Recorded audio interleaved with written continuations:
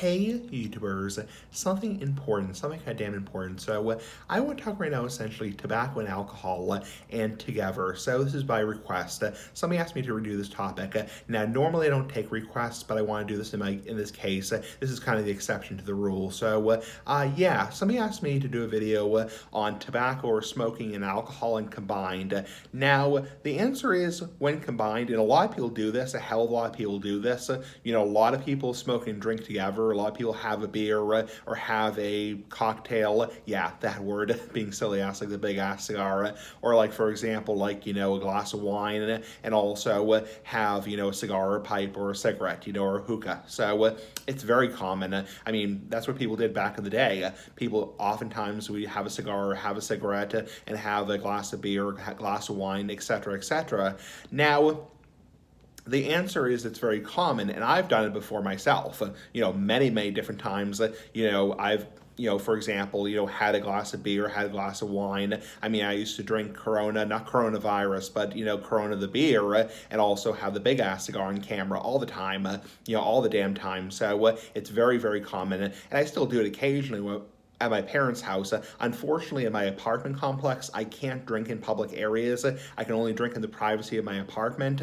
And of course, in my apartment, I can't smoke. So I can't do vice versa. So I have to, like on the weekends, go to my parents' house and like have like a drink, for example, while having a cigar. So, I mean, I still do it occasionally, not all the time. And actually, I don't do it very often anymore because I'm virtually alcohol free now. I'm like 98% alcohol free because of the fatty liver. So the fatty liver disease.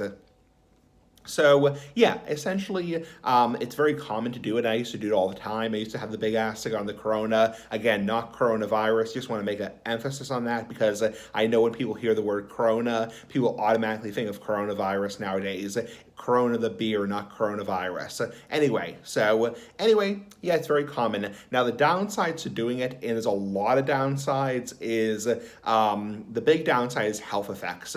It's very damn common that people will do it. I mean, very damn common that people will smoke and drink together. However, there's a lot of downsides. It's very, very bad for you. The combination of tobacco and alcohol combined is very, very potent for development of head and neck cancer, specifically mouth cancer, throat cancer, tongue cancer, lip cancer, inside the floor of mouth cancer, etc., etc.